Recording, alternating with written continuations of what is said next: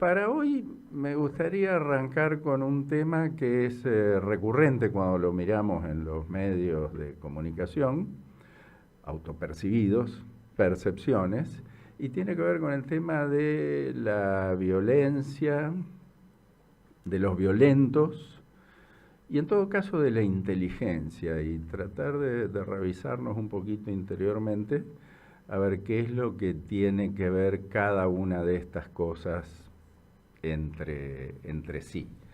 Eh, a ver, un poco podríamos pensar que en nada nos pareceríamos los seres humanos a lo que somos ahora si no hubiésemos sido violentos como la mayoría de las especies animales y si no hubiésemos logrado imponernos a través de esos mecanismos violentos a otras especies y a otros grupos de seres humanos.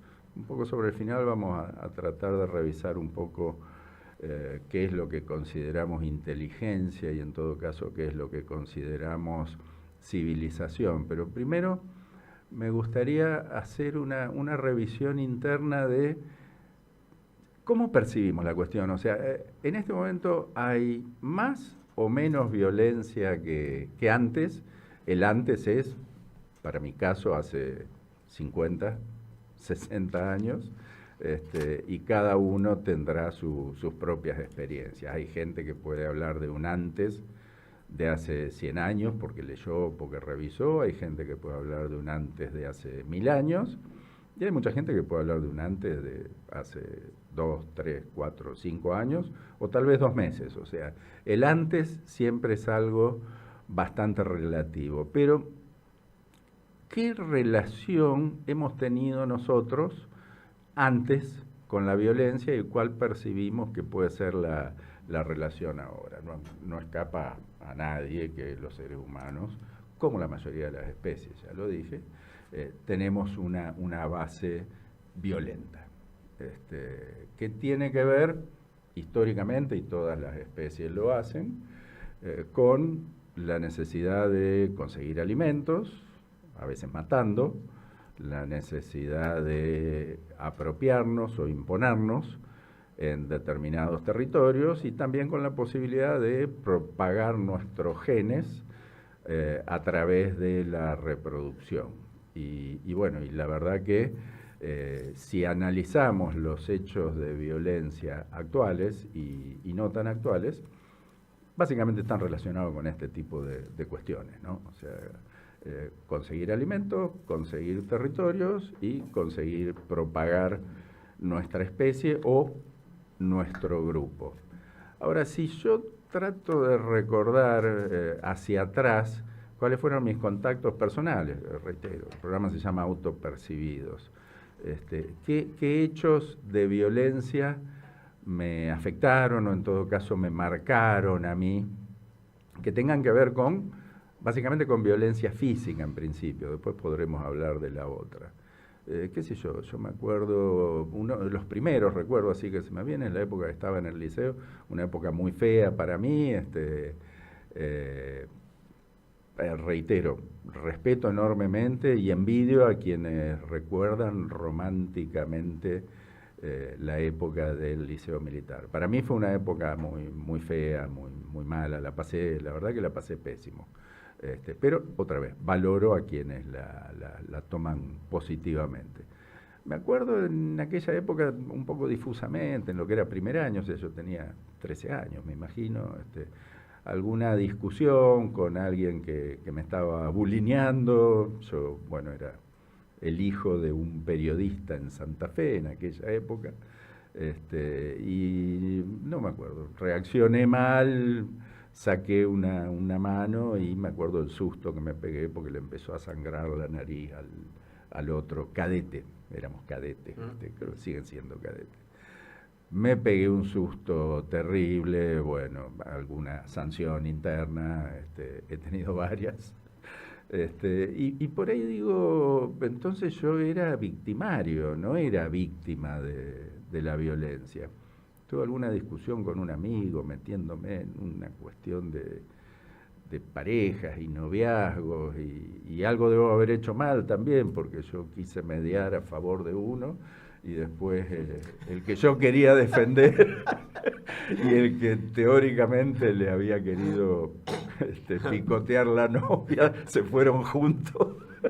Entonces, otra vez dije, puta, che, yo soy el victimario, como me pongo a repasar así las cuestiones. Alguna vez intercedí también ponerse la capa, con un cuñado eventual en épocas de noviazgo, que estaba muy violento, le pegó a la novia, y yo intercedí y le pegué a él también. Me acuerdo el dolor en la mano, que fue terrible, pero puta, yo le pego a todo el mundo, digo, entonces. Pero eso es cuando uno trata de racionalizar la cuestión y estructurarla en recuerdos. Y me sorprendió que no figuraba en mi lista las veces que ligué, porque también ligué. Entonces se ve que lo que primero pensamos son en las que tienen que ver con las que ganamos, o creímos que ganamos en ese momento. Y no, me acuerdo las largas matinés del Moderno, cuando yo tenía 11, 12 años, vivía en calle Calchines al 1500, son más o menos 10 cuadras al Cine Moderno, hoy el Centro Cultural Provincial, antes la Sala de la Lotería, acá tienen para todas las edades para recordarlo, que metía esas matinés, que era matiné, familiar y noche, pero la cuestión que metías 3 películas por 2 monedas, y en esa época yo venía solo, pues la mayoría de los amigos iban a jugar al fútbol, no era mi palo ese, y yo adoraba venir al cine. Y bueno, me venía con las monedas para los subus, los caramelos subus, y cuando me había portado muy bien conseguí unos mangos para comprarme un pebete y una Spurcola Canada Dry, porque no había Coca-Cola acá en Santa Fe. Y bueno, y me acuerdo que algunas veces medio que me patoteaban para sacar las monedas, así que la onda era, ni bien llegaba a comprar las cosas y comérmelas para que no me puedan sacar nada. Y una vez me acuerdo que sí, que me agarraron entre 4 o 5, salí corriendo ahí en calle Rivadavia, me metí en un zaguán y dije, acá estoy a salvo, y me agarraron en el zaguán. Y ligué un montón. Ese tipo de violencias que uno recuerda ahora de alguna manera riéndose de uno mismo y de esa situación, hoy terminan, cuando aparecen en los medios, en una patoteada, con un accidente terrible, con algún tipo de drama familiar, como también los había en aquella época, porque también había casos extremos. Yo estoy contando los que afortunadamente, tanto como víctima como victimario, han sido cuestiones menores. Pero, qué sé yo, por ahí me voy muy atrás con estas cosas, pero hace un par de años, creo que a vos te lo conté, Charlie, porque muchas de estas discusiones tontas, estúpidas, de las que siempre nos arrepentimos después, a veces tienen que ver con el tema del tránsito. Es como que a veces siento como que somos los perritos en el campo. Viste que cuando llega un auto al campo, todos los perros ladran, le muerden la rueda. Es como que se quieren morfar el auto. Y vos te bajás del auto y los perros empiezan a mover la cola. A veces cuando manejamos somos como los perritos eso. Está mediada la violencia por el vehículo y por ahí se te cruza uno y te dice, hijo de pica, no, ¿qué hiciste? Se baja la ventanilla, hola flaco, ¿cómo andás? La familia, los chicos, te veo después. O sea, una vez que es el cara a cara, ese tipo de cuestión empieza como a esconderse, como a ocultarse un poquito. Y esto fue hace un año o 2 atrás, también en una discusión de tránsito que me la paso renegando con eso. Algún día me van a poner una buena mano también. Con la gente que va a contramano. Yo vivo ahí por calle Pedro Ferré y hay muchos que vienen del cruce de Vélez Arfiel y en vez de retomar por Vélez Arfiel, agarran Pedro Ferré contramano hasta llegar a la Prida. Y bueno, venía uno contramano y nada, medio que clavó los frenos, y yo cuando entro al pasaje bajé la ventanilla y lo puteé, dije alguna cosa así, y encima me grita, pero si te di paso, pelotudo. O sea, te di paso viniendo contramano. Entonces me bajé, cosa que no hay que hacer. y él también se bajó. Y le digo, ¿y qué crees? Pues venía a buscar la medalla porque me diste paso. ¿No te das cuenta, sanguango, que vení contramano? No, que sí, que esto, que el otro. Y en determinado momento se ve que el muchacho vio que se trataba de una persona un tanto mayor y en esos momentos de lucidez como que recapacitó. De ninguna manera pienso que se haya asustado. Y me dice, tomátela, viejo puto.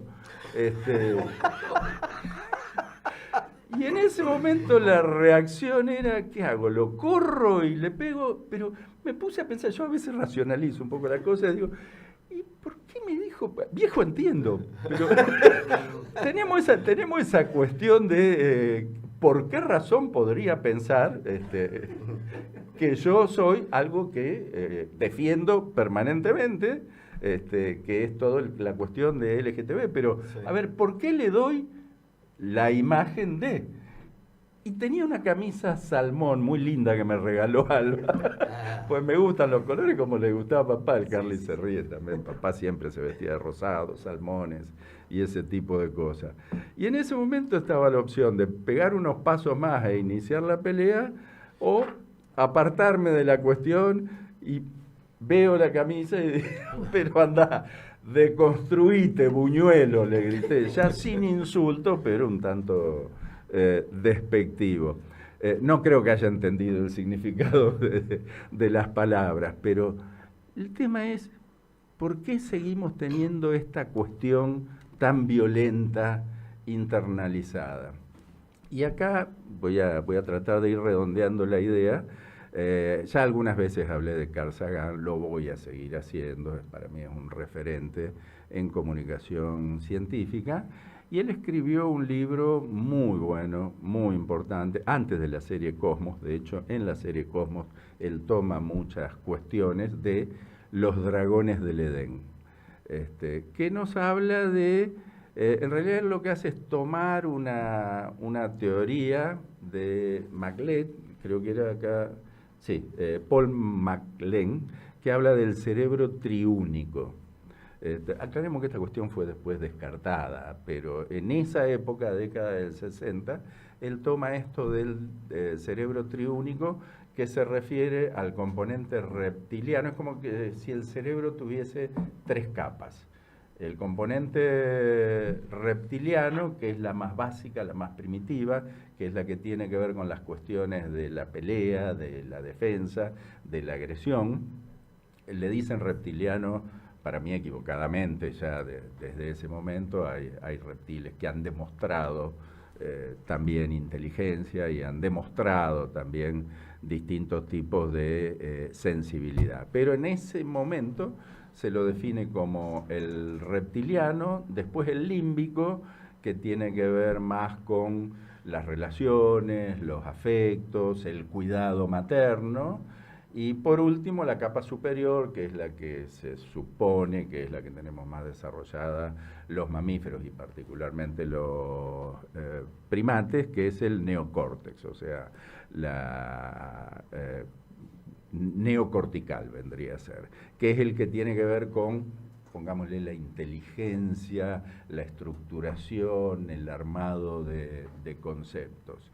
La cuestión que el razonamiento que hace primero MacLean y después Sagan, tomándolo en ese libro, tiene que ver con un análisis muy meticuloso y detallado de cómo él dice que puede haber evolucionado la inteligencia humana y cómo una capa ha ido tapando la otra, pero no siempre de manera completa. Por eso, intuitivamente, a pesar de que la teoría ha demostrado ser anatómica y funcionalmente equivocada, intuitivamente es una buena forma de pensarlo, ¿no? O sea, somos inteligentes, tenemos capacidad para comunicarnos, tenemos capacidad de almacenar nuestra inteligencia ya fuera de nuestros cuerpos, pero cada tanto el componente reptiliano del fondo sale y nos hace putearnos en la calle, en un evento de tránsito, o el componente límbico, que es el que tiene que ver con los afectos, mientras estamos racionalizando todo y estructurando, sale y se nos cae una lágrima porque estamos viendo una película o porque nos acordamos de algo. Entonces es como que esos 3 pisos se van interconectando de manera permanente. Este libro, Los Dragones del Edén, es una referencia obligada, no solo porque es un excelente libro, sino porque también en el año 78, al año siguiente de su publicación, ganó el premio Pulitzer a la comunicación científica, o sea, es una referencia a nivel mundial. De hecho, esta teoría de los tres cerebros ha sido utilizada en cuestiones relacionadas con la educación, y hoy está bastante claro, a pesar de que la teoría básica no es correcta, que hay formas de educar para lo que en teoría sería el cerebro reptiliano, hay formas de educar y dirigirse al límbico, y hay formas de educar y dirigirse al neocórtex. Esto puede ser utilizado para bien, pero también puede ser utilizado para mal, porque nosotros manejando este tipo de tecnologías podemos enfocarnos y podemos buscar de una manera determinada obtener impactos que tienen que ver con la formación o deformación de las ideas de las personas y también con lo que parece ser una de las principales actividades de la humanidad últimamente, que es vender más. O sea, todo lo que tiene que ver con el comercio hoy está distribuido en este tipo de triple enfoque. Esto demostró ser errado, sigue teniendo aplicación y sigue teniendo utilidad, pero me gustaría mencionar que, y tiene que ver un poco con la realidad sí que estamos viviendo, que en el año 2002 se publicó otro libro que es Up from the Dragons, que vendría a ser Desde los Dragones, y que lo publicaron dos autores. De uno no me acuerdo el nombre, pido disculpas, del otro sí, porque es hijo de Carl Sagan. Y probablemente me acuerde de Damien Sagan, justamente por ser el hijo de Carl Sagan. Y lo que hace es una profundización del análisis y de la evaluación de estas teorías, y lo que decíamos un poco al principio, ¿qué tiene que ver la inteligencia con la civilización? Ya hemos hablado, hemos dicho algunas cuestiones acá de la civilización, pero si no se hubiese desarrollado la inteligencia, y en este libro, Desde los Dragones, la ubican en aproximadamente unos 120.000 años atrás, no se hubiese podido avanzar de ninguna manera con la civilización, que está siempre analizada desde diferentes enfoques. Algunos hablan del tema de la imprenta, yo lo relaciono con la agricultura, con la Revolución Verde, unos 10, 12.000 años atrás. Otros hablan de este fémur soldado que se encontró hace un tiempo, que tiene que ver con la capacidad de cuidar a nuestros congéneres, o sea, que aparezca en una caverna un esqueleto con un fémur soldado, quiere decir, un fémur curado, quiere decir que hubo un grupo de gente cuidándolo para que esto ocurra. Lo normal en cualquier otra especie es que en un evento de estas características se termina muriendo.